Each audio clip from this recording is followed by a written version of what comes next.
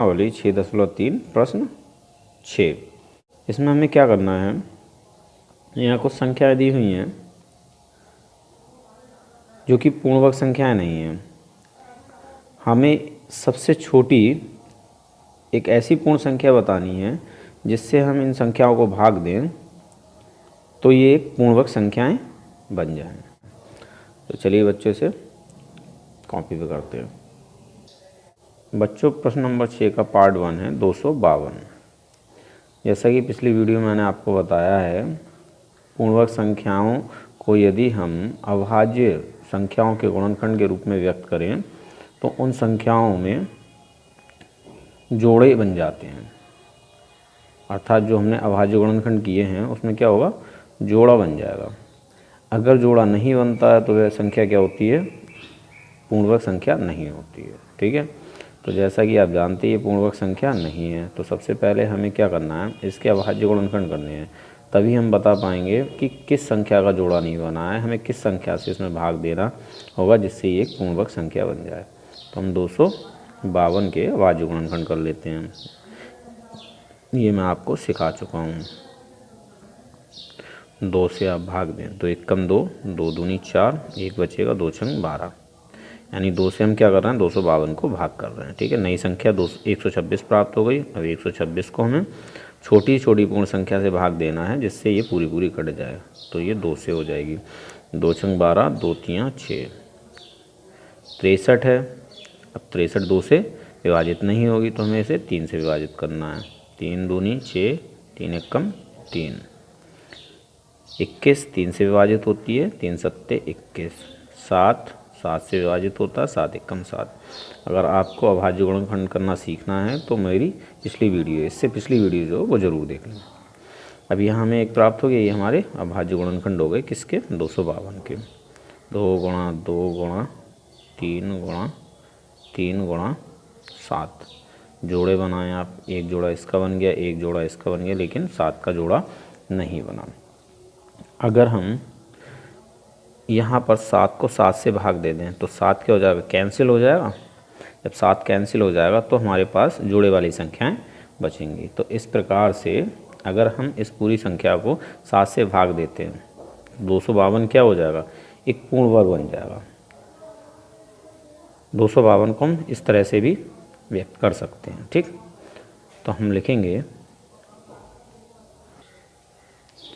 तो बच्चों हम लिखेंगे वह सबसे छोटी संख्या 7 है जिससे 252 को भाग करने पर यह यानी 252 एक पूर्ण वर्ग संख्या हो जाती है। अर्थात 252 को 7 से भाग देंगे तो 36 प्राप्त होगा। 36 क्या है, पूर्ण वर्ग संख्या है। ठीक है बच्चों, यहाँ आप समझ गए होंगे जिसका जोड़ा नहीं बना है, अगर हम उसको उसी संख्या से भाग दे दें तो क्या होगा, वो कैंसिल हो जाएगा, फिर हमारे जोड़े बच जाते हैं। और पूर्ण वर्ग संख्या क्या होती है, जिसमें जोड़े बन जाएँ अभाज्य संख्याओं की जो हमने गुणनखंड किए हैं।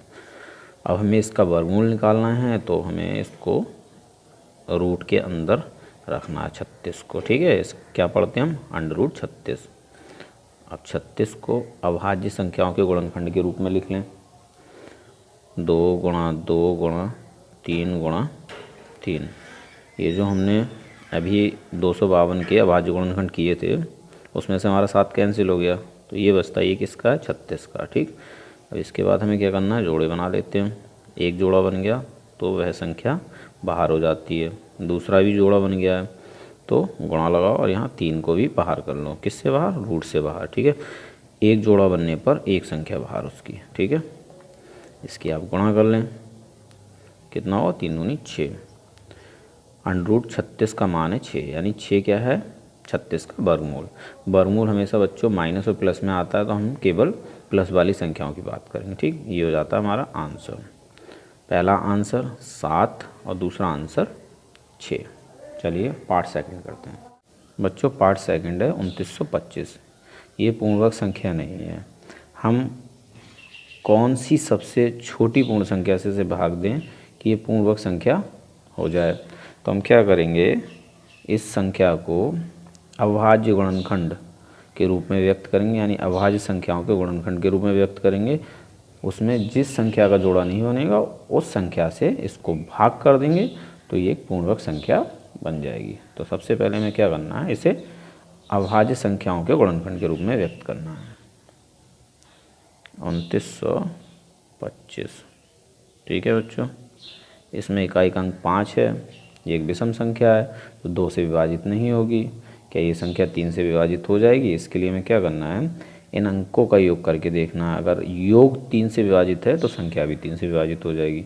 2 9 11, 11 2 13, 13 5 18, 18 3 के पहाड़े से कट जाती है, तो इसका मतलब ये संख्या भी 3 से पूरी विभाजित हो जाती है। ठीक है, 3 से करें। 3 का पहाड़ा 2 में नहीं पढ़ सकते, 29 में पढ़ें।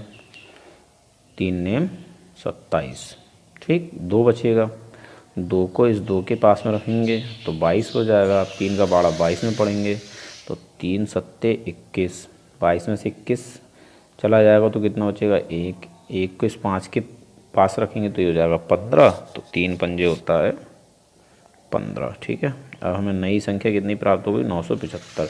इस 975 को भी हमें चेक करना है क्या ये 3 से विभाजित हो जाती है या नहीं। आप इनका योग कर लें, ठीक है। 9 और 7 16 5 21, तो ये भी 3 से विभाजित है क्योंकि 21 यानी इन अंकों का योग 3 से विभाजित है, तो ये संख्या 3 से विभाजित हो जाती है। 3 तियाँ 9, 3 दूनी 6 और 3 पंजे 15, ठीक। पुनः हमें नई संख्या 325 प्राप्त हुई है। ये 3 से विभाजित है या नहीं है, इसके लिए आप अंकों का योग करके देख लें। 3 2 5, 5 5 10, 10 3 के पहाड़े में नहीं आता है तो ये संख्या 3 से विभाजित नहीं होगी। यहाँ पर लास्ट में 5 है तो ये 5 से विभाजित होगी, ठीक है। 5 अंक 30, 3 में नहीं पढ़ सकते थे, 5 का पहाड़ा तो हम 32 में पढ़ेंगे। शुरू में हम 2 अंक एक साथ ले सकते हैं, लेकिन अगर हम बीच में 2 अंक एक साथ लेते हैं तो हम क्या करते हैं, 0 बढ़ाते हैं पहले, ठीक है। तो 5 अंक 30, 2 बचा, 5 25। फिर इसको हमें किससे करना? 5 से। 5 एकम 5 और 5 तियाँ 15, 13 से विभाजित होता है।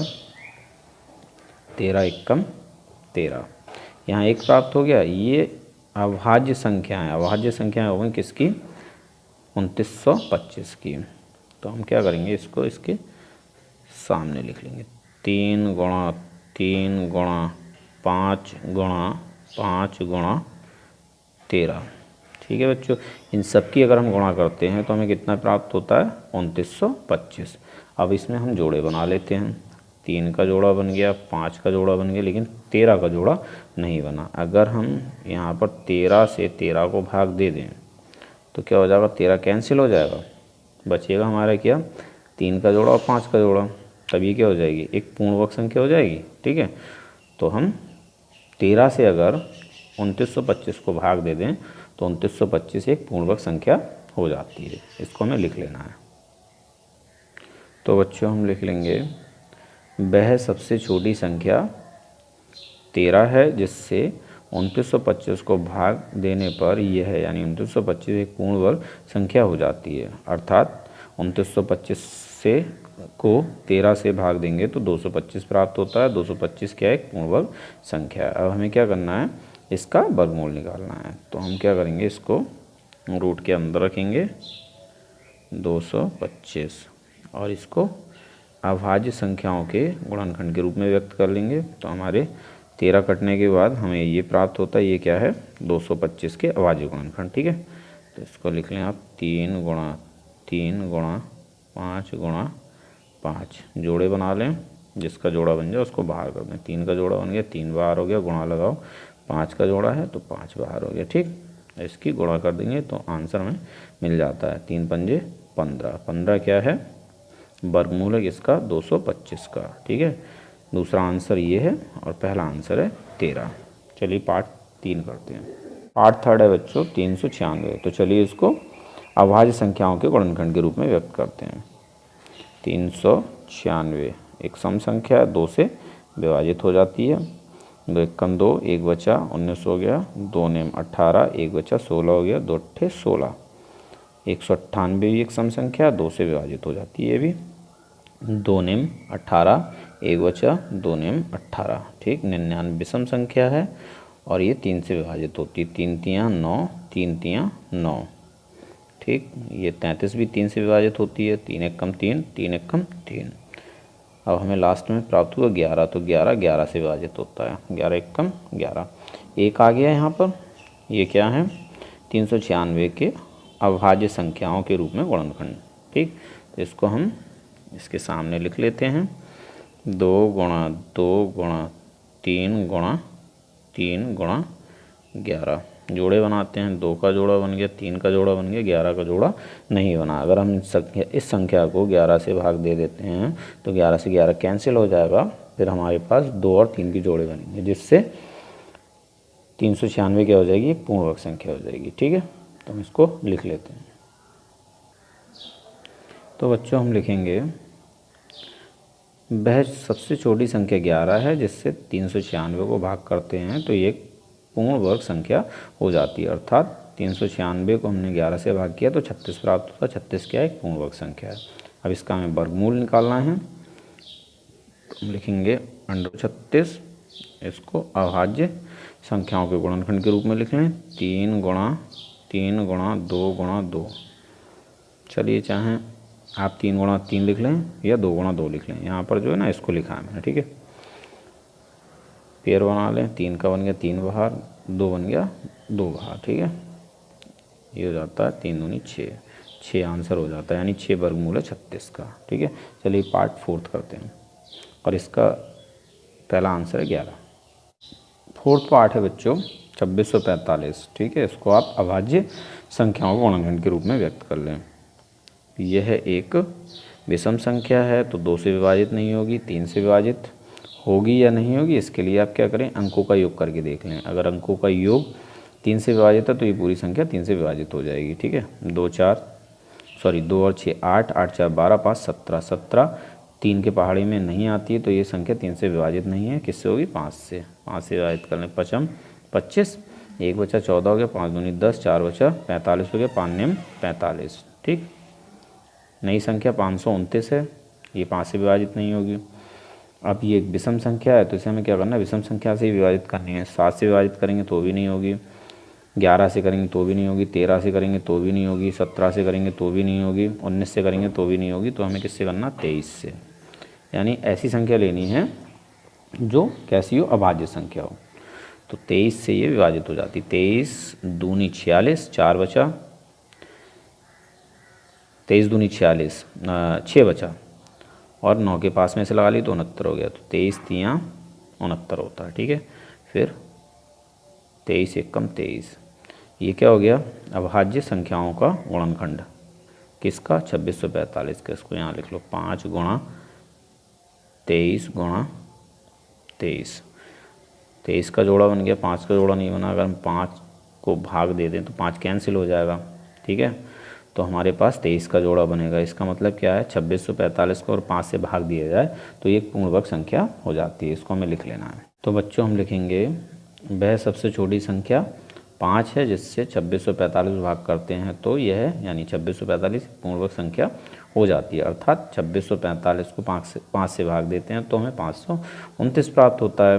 529 क्या है, एक पूर्ण वर्ग संख्या है। अब हमें क्या करना है, इसका वर्गमूल निकालना है। तो हम क्या करेंगे, इसको रूट के अंदर लिख लेंगे, 529। इसको आप अभाज्य संख्याओं गुणनखंड के रूप में व्यक्त करें तो ये जो पूरा था ये किसका था, 2645 का, जिसमें 5 कैंसिल हो गया तो 23 गुणा 23 बचा। ये किसका बचा है, 529 का, ठीक है। तो इसी को आप लिख लें, 23 गुणा 23। इसका जोड़ा बन गया तो ये क्या बाहर आ जाएगा रूट से, यही हो जाएगा आंसर। यानी 23 क्या है, वर्गमूल है किसका, 529 का। पहला आंसर हमारा ये है और सेकंड आंसर ये है। अब बचते हैं आपके बच्चों 2 पार्ट और। एक बचता है 5वां पार्ट 2800 और छठा पार्ट बचता है 1620, ठीक है। दोनों ही पार्ट बहुत सरल हैं। ये आपका HW, आप इसे स्वयं करके देखें।